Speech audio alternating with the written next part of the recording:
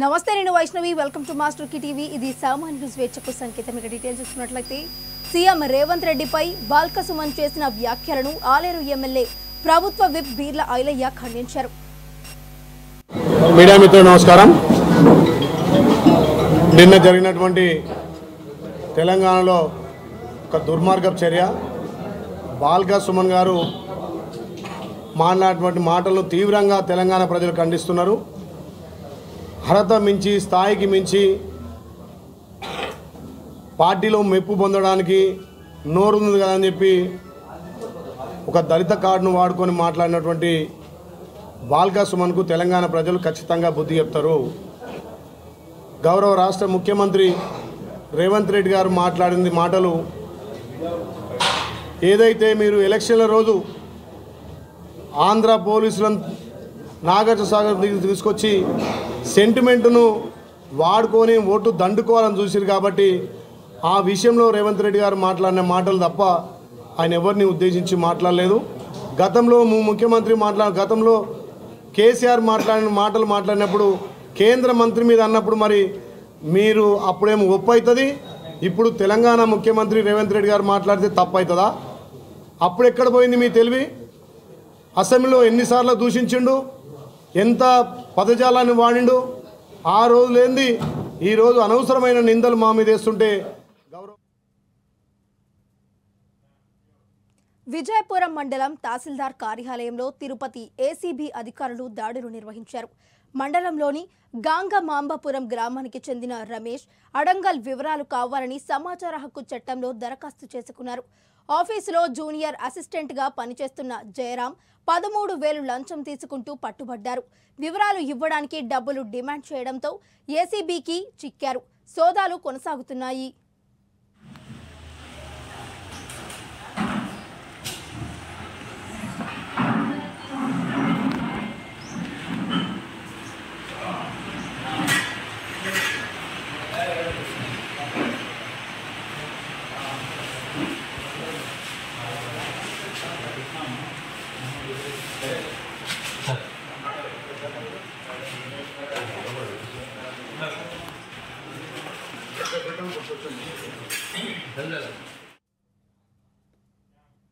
రాష్ట్ర ఆర్థిక శాఖ మంత్రి బుగ్గన రాజేంద్రనాథ్ రెడ్డి బడ్జెట్ ప్రవేశపెట్టారు. ముందుగా ఆయన మాట్లాడుతూ చరిత్రలో ఎన్నికల మేనిఫెస్టోను పవిత్ర గ్రంథంలా భావించి అమలు చేసిన ఏకైక ముఖ్యమంత్రి వైఎస్ జగన్ అని అన్నారు. గత 5 ఏళ్లలో బడ్జెట్లో విద్య, వైద్యం, మహిళా సాధికారత, వ్యవసాయ రంగాలకు పెద్దపీట వేశారని అన్నారు.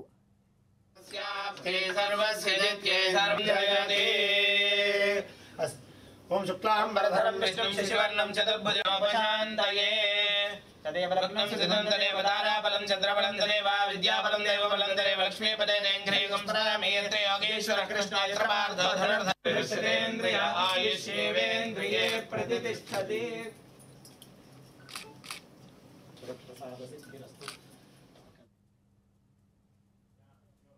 సీఎం రేవంత్ రెడ్డిపై బాల్క సుమన్ చేసిన అనుచిత వ్యాఖ్యలను ఖండిస్తూ నిర్మల్ జిల్లా దస్తూరాబాద్ మండల కేంద్రంలో కాంగ్రెస్ పార్టీ నాయకులు, కార్యకర్తలు బాల్క సుమన్ దిష్టిబొమ్మలను దగ్ధం చేశారు.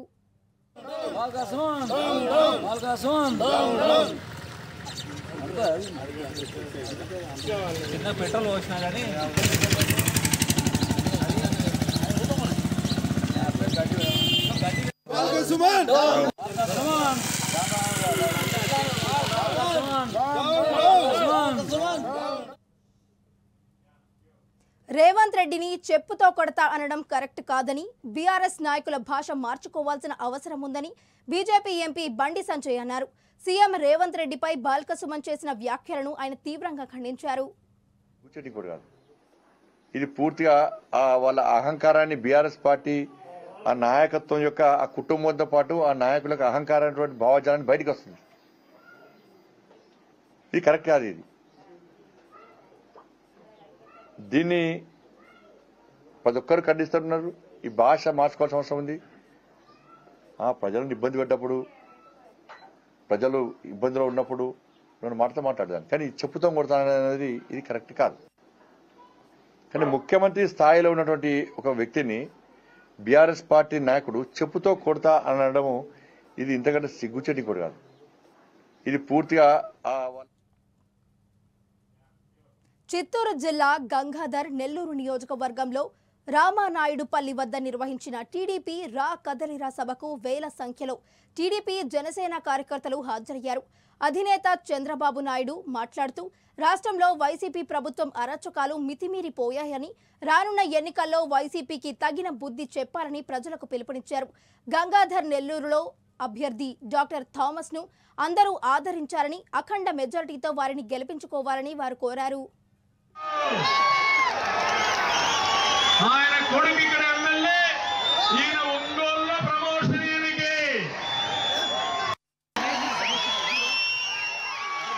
నేను కంబైన్డ్ ఆంధ్రప్రదేశ్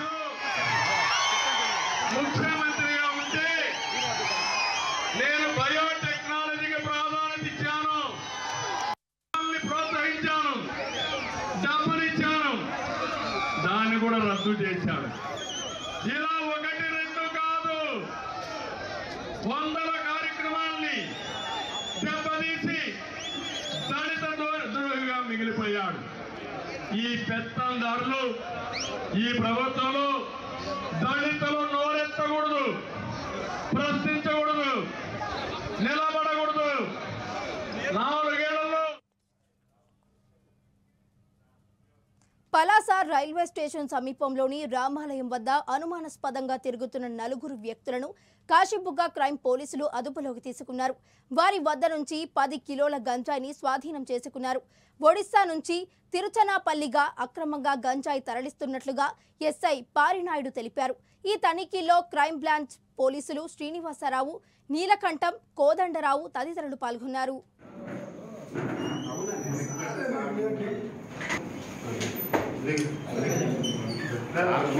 వెనక్కి సైడ్ పెట్టండి. మీకు ఓకే సార్. సైడ్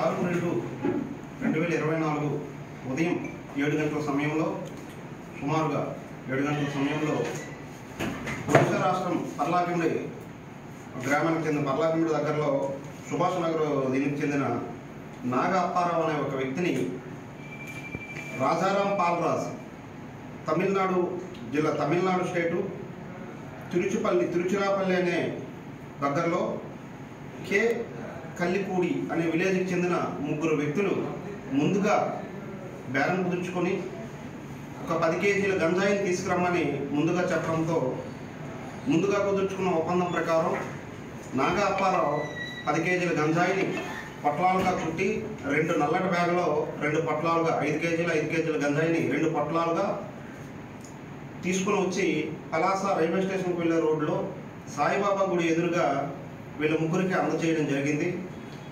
మాకు ముందస్తుగా రాబడిన సమాచారం మేరకు ప్రమాదాల్లో మృతి చెందిన కుటుంబాలకు కారుణ్య నియామకాల కింద 800 మందికి పైగా నియామకాలు ఇవ్వడం జరుగుతుందని మంత్రి పొన్నం ప్రభాకర్ అన్నారు. కొండాపూర్లో ఆయన మాట్లాడుతూ ఆర్టీసీ సంస్థను తెలంగాణ ప్రజలకు నెంబర్ 1 రవాణా సంస్థగా ఉంచే ప్రయత్నం జరుగుతుందని వారు వెల్లడించారు. అందులో భాగంగా కొంతమంది కానిస్టేబుళ్లకు నియామక పత్రాలను అందజేశారు. ముఖ్య అతిథి తెలంగాణ రాష్ట్ర ముఖ్య అతిథి తెలంగాణ రాష్ట్ర ముఖ్య అతిథి తెలంగాణ రాష్ట్ర ముఖ్య అతిథి తెలంగాణ రాష్ట్ర ముఖ్య అతిథి తెలంగాణ రాష్ట్ర ముఖ్య అతిథి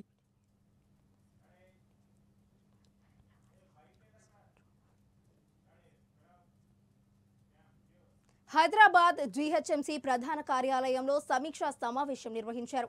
ఈ సమావేశానికి ముఖ్య అతిథిగా హైదరాబాద్ జిల్లా ఇన్ఛార్జ్ రవాణా, బీసీ సంక్షేమ శాఖ మంత్రి పొన్నం ప్రభాకర్ హాజరయ్యారు. ఈ కార్యక్రమంలో mayor Gadwal Vijayalakshmi, deputy mayor Srilatha Shobhan Reddy, commissioner Ronald Ross, metro water work and Sudarshan Reddy, zonal కమిషనర్లు తదితరులు పాల్గొన్నారు.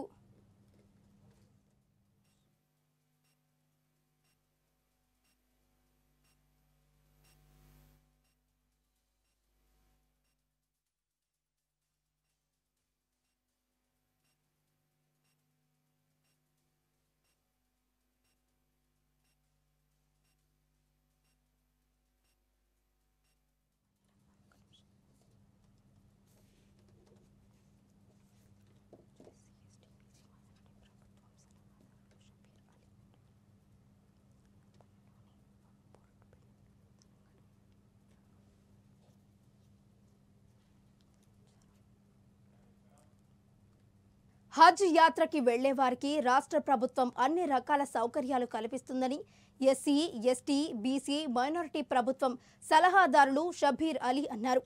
నాంపల్లిలోని వక్ఫ్ బోర్డు బిల్డింగ్లో నూతనంగా నిర్మాణం చేపడుతున్న బిల్డింగ్ ఏర్పాట్లను ఆయన పరిశీలించారు. అనంతరం ఆయన మాట్లాడుతూ సీఎం రేవంత్ రెడ్డి ముస్లింల అభివృద్ధి కోసం పాటుపడుతున్నారని వారు తెలియజేశారు. ఐఏఎస్ చదువుకోవడానికి వచ్చే విద్యార్థులకు సౌకర్యాలు కల్పించేందుకు ప్రభుత్వం కృషి చేస్తుందని అన్నారు. రెడ్డి గారు నన్ను Telangana advisor to Telangana government subject minority welfare, SC welfare, ST welfare and OBC welfare ఈ 4 డిపార్ట్మెంట్కు అడ్వైజర్గా నియమించడం జరిగింది. దాని సందర్భంగానే నేను ఇవాళ ఫస్ట్ టైం మైనారిటీ వెల్ఫేర్ డిపార్ట్మెంట్లో రివ్యూ గురించి ఇక్కడ minority welfare secretary very senior officer Umar Jalil IAS officer, అలాగే ఖాజా మొయినుద్దీన్ గారు సిఓ గారు, లియాఖత్ గారు వక్ఫ్ బోర్డుకు హజ్ కమిటీ డైరెక్టర్ ఈఓ, ఒక ఈ 3 డిపార్ట్మెంట్కు నేను ఇక్కడికి వచ్చి స్పాట్ ఇన్స్పెక్షన్తో సహా రివ్యూ చేసి, మీ అందరికీ తెలుసు కాంగ్రెస్ హయాంలోనే ఈ యొక్క ఇప్పుడు ఉన్న మనం బిల్డింగ్ రజాక్ మంజిల్ అని ఉండే, దీన్ని 93లో ఈ బిల్డింగ్కు అక్వైర్ చేసి దీన్ని ఇంత పెద్ద బిల్డింగ్ కట్టడం కాంగ్రెస్, కొద్దిగా టీడీపీ కూడా చేసింది కొంచెం సాయం. తర్వాత రైట్ సైడ్లో ఉన్న బిల్డింగ్ దాని పేరు గార్డెన్ వ్యూ వక్ఫ్ మాల్. ఈ బిల్డింగ్కు 22 కోట్ల రూపాయల్లో మేము 2005లో కొన్నాం. కొని 2 సెల్లార్స్ అండ్ 7 ఫ్లోర్స్ బిల్డింగ్ కట్టి పర్మనెంట్గా వక్ఫ్ బోర్డుకు ఇన్కమ్ కావాలా, మైనారిటీస్కు హజ్ యాత్రికులకు బెనిఫిట్స్ రావాలా, విద్యార్థులకు ఐఏఎస్ కానీ లేకుంటే సెంట్రల్ కోచింగ్కు తీసుకునేందుకు వచ్చిన పిల్లలకు ఇక్కడ నివాసం. ఖమ్మం జిల్లా వైరా నియోజకవర్గం స్నానాల లక్ష్మీపురం గ్రామంలో డిప్యూటీ సీఎం మల్లు భట్టి విక్రమార్క పర్యటించారు. ఈ సందర్భంగా శ్రీ రామలింగేశ్వర స్వామి దేవాలయంలో భట్టి విక్రమార్క దంపతులు ప్రత్యేక పూజలు నిర్వహించారు. మాజీ పీసీసీ అధ్యక్షులు మల్లు అనంతరాములు వర్ధంతి సందర్భంగా మల్లు అనంతరాములు సమాధి వద్ద పూలమాలలు వేసి ఘనంగా నివాళులర్పించారు.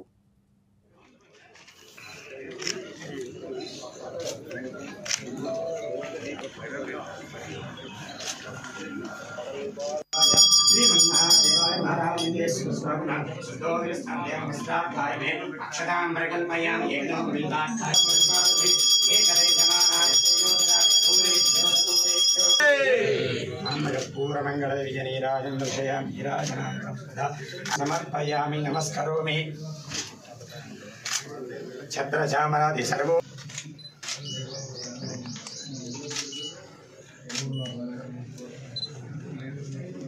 ओम शतमानं भवति शताय पुरुषश्री हम वचिरा सुखदेवन ज्योति अन्नाद पदवी राजकीय परंपरा